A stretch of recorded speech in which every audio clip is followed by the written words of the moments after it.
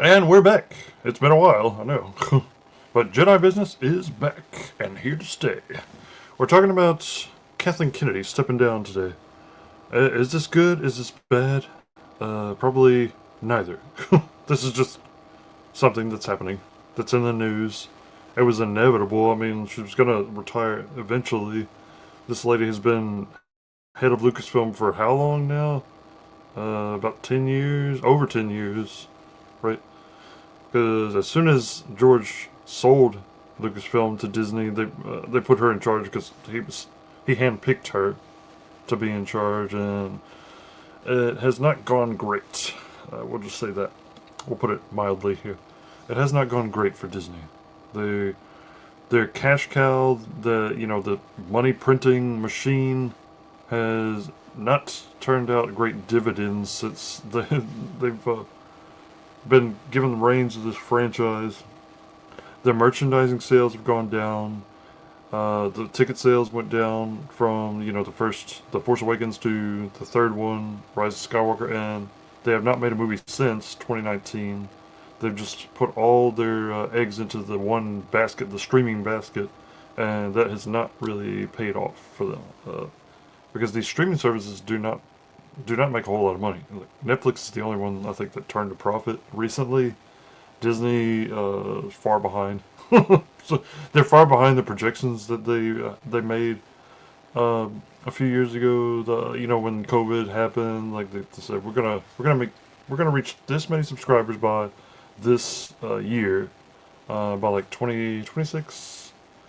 I think they wanted to have like 250 million by next year, and that's not gonna happen. They're nowhere close. So yeah, these shows have been a big net loss for them, especially that last one, the Acolyte. It was well, no, there was one even after that, Skeleton Crew. Yeah, I think it did a little better than Acolyte, but it was still horrible ratings.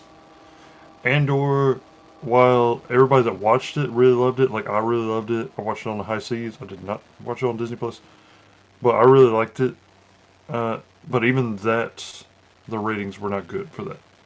The only things that actually got good ratings were like the flagship characters like Obi-Wan, Boba Fett. I think Boba Fett did okay, but not as good as Obi-Wan.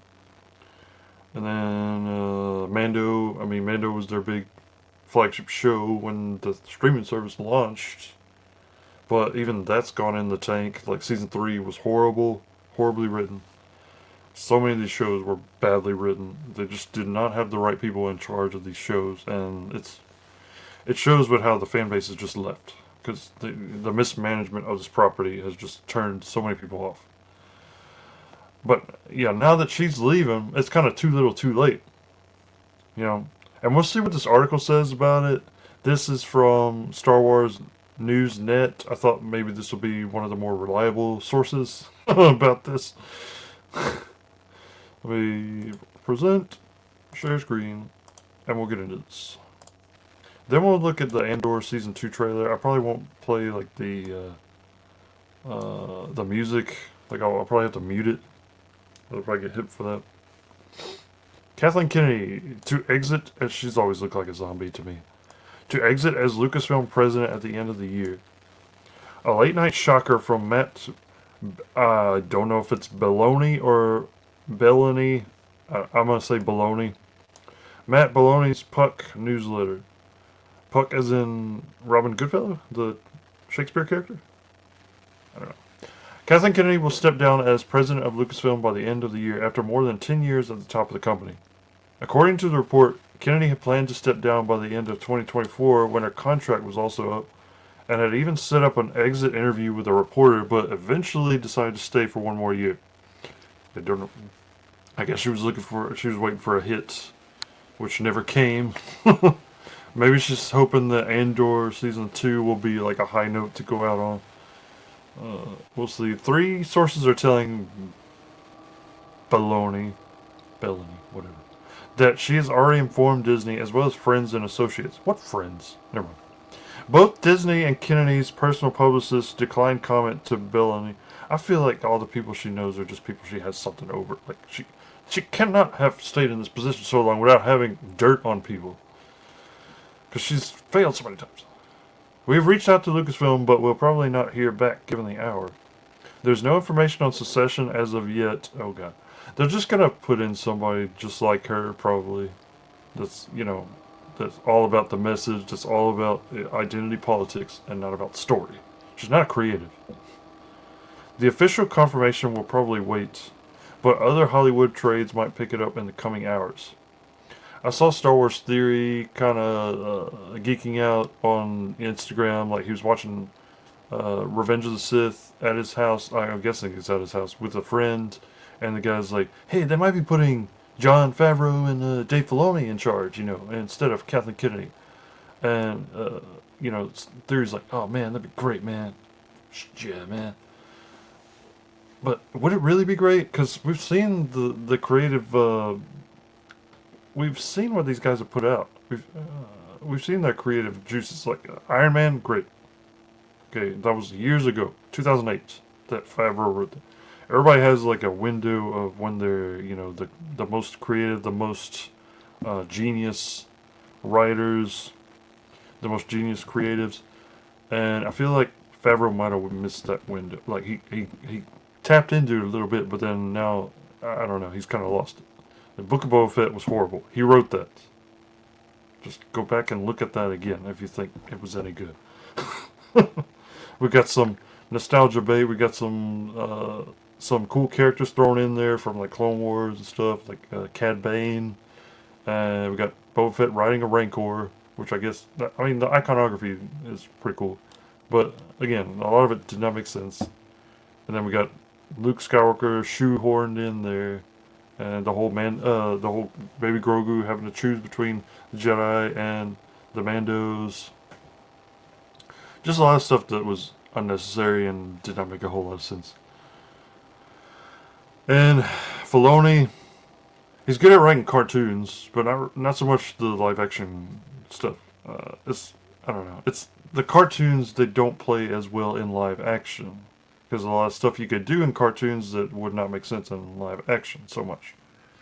And then the character choices, like all of a sudden Ezra is this guy who does not even want to use a lightsaber in battle, but he'll pick up a blaster. He's like, "Oh, the Force is my ally." So he gives Sabine his lightsaber, but then he picks up a blaster just a little bit lighter, and the Force is my ally, right?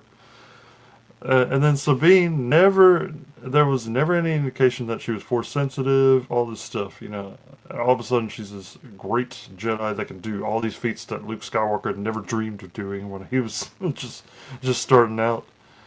Just so much stuff. Ahsoka was horrible. And I actually kind of had hopes for that to be good, but, then I saw it. So Kennedy assumed the role of head of the company after George Lucas decided to sell to the Walt Disney Company on October 30th, 2012. She has overseen the entire machinery since then, including 6 theatrical feature films, 5 Star Wars movies, and a 5th and final Indiana Jones adventure, as well as the release of many live-action series on Disney Plus and the production of several others that will be coming out soon. Kennedy's 10 years at Lucasfilm were marked by her collaboration with several filmmakers. Yeah, and her firing of several filmmakers. I've seen the list. It's long. Of people that were going to make Star Wars projects and then didn't. For one reason or another. Usually it had to do with creative differences. That's what it was chalked up to. From bringing on J.J. Abrams to make the $2 billion grosser The Force Awakens, like I said, from $2 billion, it went on down from there. Which saw the return of the main cast from the original films to Rian Johnson to make the divisive The Last Jedi. She also brought Tony Gilroy to the Rogue One set to help the team correct the course of the film, and eventually partnered with him to make Andor for Disney Plus. I think Gareth Edwards is still credited as the director of Rogue One because he was the one, directing it before Tony Gilroy came in. And he cameoed in The Last Jedi. I remember the guy that picks up the salt and salt. Eventually partnered with him to make Andor for Disney Plus. Andor, while I said it's good, we'll see if season 2 sticks to the landing. If the season 2 is going to be the last season, I don't know. She also hired Jon Favreau and paired him up with Dave Filoni to make The Mandalorian and set up an entire hub of live-action shows in the New Republic era. However, there have also been major setbacks, including the creative overhaul of Solo, mere weeks away from completing principal photography with one set of directors. Yeah, that was, they don't even name them here, but it's Phil Lord and Chris Miller, I think were the names. Yeah, the guys who did Lego Movie and 21 Jump Street. Or the announcement of around a dozen film projects that were ultimately scrapped, or there's more than a dozen. They were ultimately scrapped or reworked significantly because of creative differences between studio and filmmakers. And not to mention the shows that were announced and never done. Like the New Republic show, Rangers on the New Republic, that was canceled because they fired Gina Carano. Yeah, stupid. Stupid. For dumb reasons. Yeah. In November 2024, it was reported that Kathleen Kennedy had brought filmmaker Simon Kinberg to write and produce a new trilogy of theatrical feature films that will push the narrative of the franchise into the future. Now, this guy has written and directed some horrible things. I think he did. Okay, after Days of Future Past, which was great, it came out. He was usually credited as a producer on most of the X-Men movies, but then they gave him like creative freedom, like they let him write and direct things, and they turned out horrible. Like Apocalypse, I think he did, and then what was the other one? Dark Phoenix. Yeah, again they tried to adapt the Dark Phoenix saga, and it went over like a fart in the wind. It was horrible. Uh, no details have been revealed about Simon Kinberg's project, but the reports seem to indicate that they will take place in the era after the Rise of Skywalker. Yeah, people will be excited about that. Kennedy will still be producing those movies in addition to every other Lucasfilm project that is currently in the works. Kinberg's movies join a full slate of films also in development, as well as the forthcoming The Mandalorian and Grogu creative title, which is currently in post-production and will be ready for release on May 22nd, 2026. We'll see if it even sticks to that date. I think they were filming recently, but I'm not sure. Sean Levy's movie is also reportedly set. That's the guy who directed Deadpool and Wolverine, I believe. Also reportedly set to go in front of the cameras later this year, and is currently circling Ryan Gosling to star. That's the rumor that was going around just recently. James Mangold is co-writing and directing a new movie set 25,000 years before The Phantom Menace. Supposedly he's going to be taking the Dawn of the Jedi approach with that. There is a novel called Dawn of the Jedi that's about like the formation of the Order thousands of years before, about the same amount of time that it says right there, 25,000 years. Dave Filoni is directing a film that will culminate all storylines so far in the New Republic era. Gonna be like a Infinity War type thing. And Charmin Obaid Chinoy will direct Daisy Ridley, not Riddler, Ridley's return as Rey in a new film that was originally announced to take place 15 years after Palpatine's final defeat. Is she gonna look 15 years older? I still am not sure about this movie. If this movie is ever gonna see the light of day. I mean, they did bring Daisy Ridley out at Celebration at one point, when they announced this. So maybe they're taking it seriously. I don't know. Let's see what the comments have to say. I always like checking the comments. I'd suggest that it's more Disney's fault than KK's. She was running Lucasfilm. She's expected to meet their tight, uncreative deadlines. I don't know. It seems like for a lot of these projects, they give them like 2 years at least. Like you could come up with a script. You could film a lot in 2 years. Like look at how Lord of the Rings came out. They were filmed back to back. Those 3 movies. Peter Jackson had deadlines to meet. They gave him deadline. December 2001, December 2002, December 2003. 3 years in succession. And they put those movies out, and they were freaking fantastic. And to this day, we still talk about those movies. We still rave about these movies. It can be done. It's just the creatives they have at Lucasfilm do not have the ability. Either that or they're just lazy. Yeah, I don't know. Maybe there's no work ethic. After the embarrassingly awful Acolyte, I believe that was the landmine that took her out. Somebody said her fingerprints were all over it. She had to have approved all the narrative choices. I think also I heard that Filoni was kind of giving notes on Acolyte. That's what I heard Leslie Headland say. I think she was given a choice: retire or be fired. Maybe, maybe, maybe the shareholders pushed her out, or maybe they're telling her, just can you just ride off into the sunset?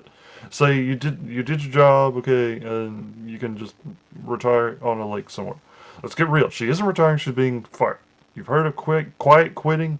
He meant quiet quitting, but he put quiet. But yeah, whatever. Somebody said they enjoyed the Acolyte. You must not have very good taste. Poor acting, editing, directing. Was not down to Kennedy. Honestly, I'm whatever about it. Regardless who it is, the usual suspects are just going to pile on that person too. She destroyed the IP, so congrats. Um, a lot of people celebrating that, I think. Do not understand what a president of Lucasfilm does versus what they expect one to do. Apparently, she should have been the writer, director, artist, and actor for all the things. You'd also probably be equally incensed if she inserted herself into every creative decision on the set, telling Ryan to not do that shot that way, or redlining half of every episode of a given show. Well, she did give all these people creative control. So, I'd say she's ultimately to blame. She was the head of Lucasfilm. Still, I don't see how her being gone will change anything, though. Like I said, they'll just find somebody else just like her to replace her. I've had enough of this. Enough of this. Boo. Let's look at Andor.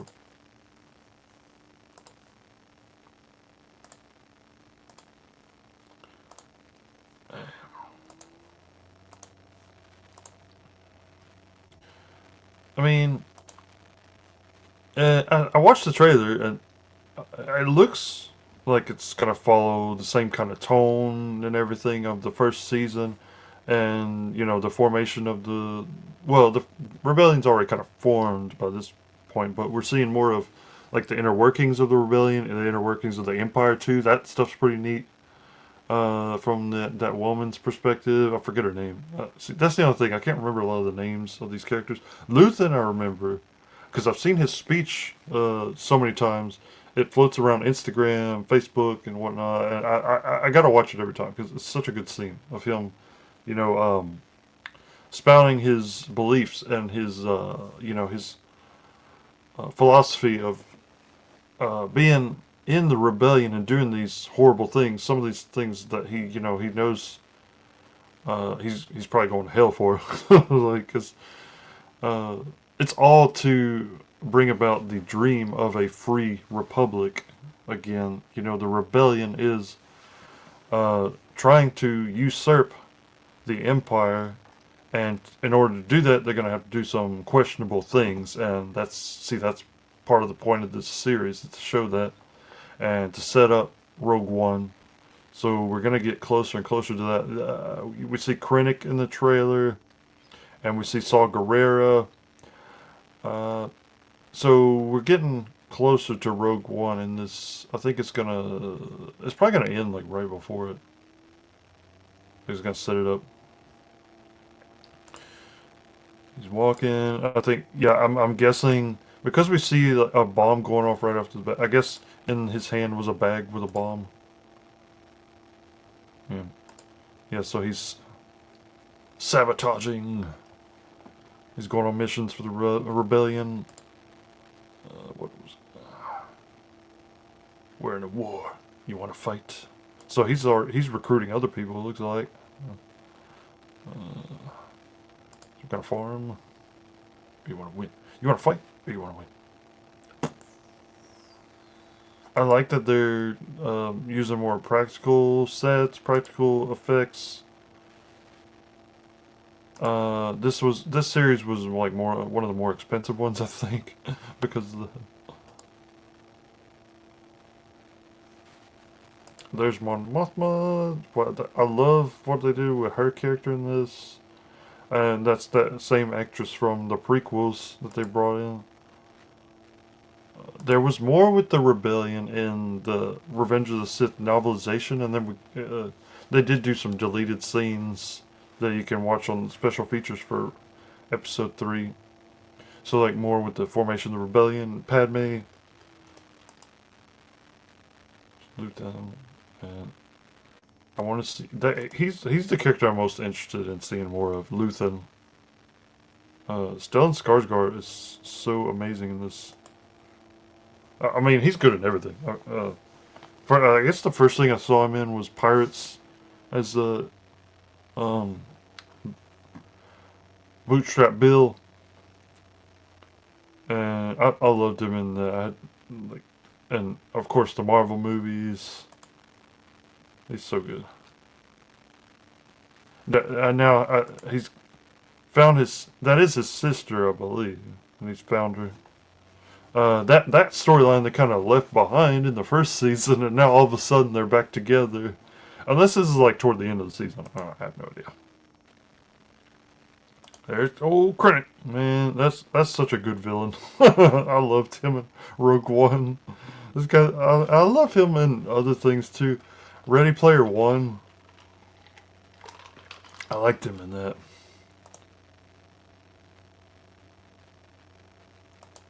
Uh-oh. Don't know what's going on here. Somebody got betrayed or what? Because it looks like they either somebody betrayed somebody or they found out he was a traitor or something. I'm speculating now. Like their base is being attacked right now or something. And they're evacuating, like in Last Jedi. Wait, who's that grabbing now? I can't tell. It goes by so fast. See, I can't remember these characters' names. I think I vaguely remember this guy from the first season. I'll have to watch the first season, I guess, before this. Stormtroopers without their helmets on?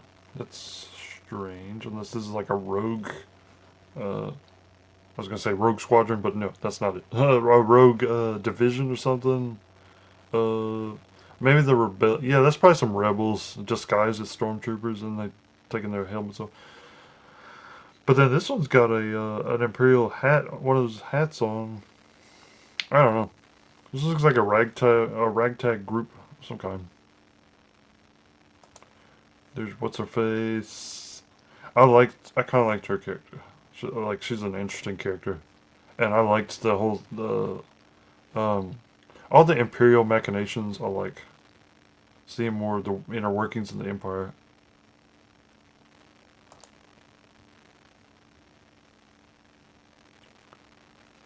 No idea who's shooting with a TIE fighter. Probably Andor, one of the rebels. I don't know what's going on here. The dancing? Oh, yeah. Alright. That looks kind of like one of the ships in Clone Wars. One of those drop ships. Now this is like Rogue One, where they showed like the close-up shots inside the ship perspective. K2. I'm guessing that's actually K2 and not one of those other droids, because there's other droids that look like him.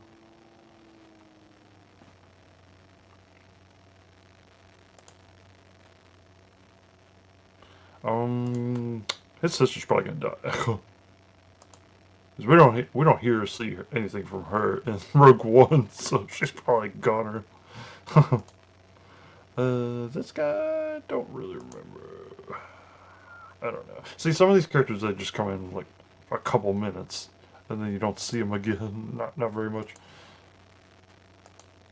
I think this guy was in Rogue One. He looks like one of the guys that was on Scarif at the end, but I'm not sure.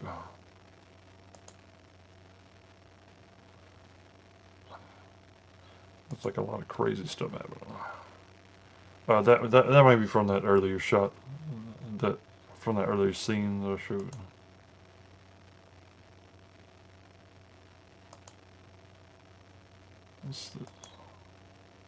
Remember this moment. I forgot who was talking in the trailer. I think it was Saw, or was it? What's it? A lot of screaming, a lot of yelling, a lot of explosions and stuff. Saw.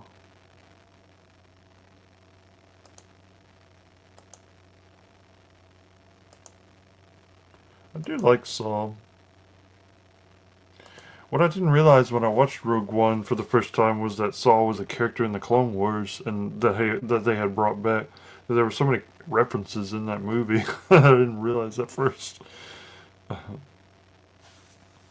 don't know what he's wearing. He's at some kind of diplomatic event, something, or party or something. He's learning to smile, to disguise his to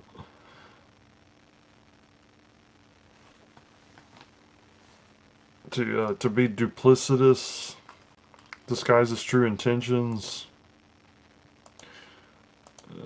Let's see. I couldn't remember if there was a stinger at the end or not. No, it was not. Well, it looks interesting. I mean, I'll probably catch it on the high seas again. I'll watch the first season. The other stuff I didn't really watch. I watched other people's reviews of them and found out how horrible they were, how horribly written they were. Like, Obi-Wan, I don't know. Obi-Wan was the worst to me because it had the most potential and they just fumbled the ball so horribly. That I just could not get over that. You had Hayden Christensen back. You had Ewan McGregor back. Oh my god. You had him in the suit and everything. How could you mess that up so badly? How? Just doesn't make any sense to me. And again, I blame Kathleen Kennedy because she was in charge. But whatever. I digress. On that note, I'm going to call it a day and close out the video.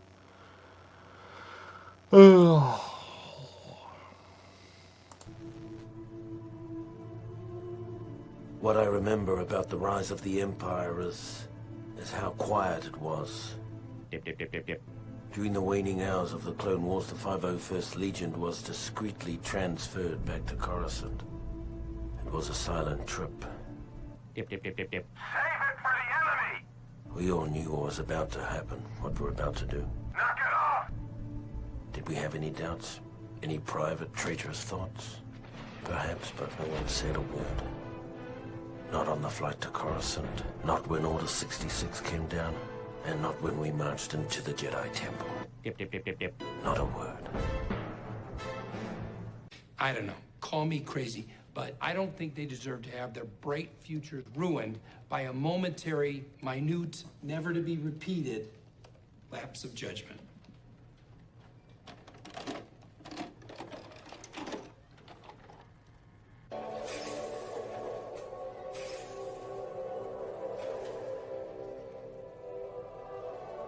Master Skywalker, there are too many of them. What are we going to do?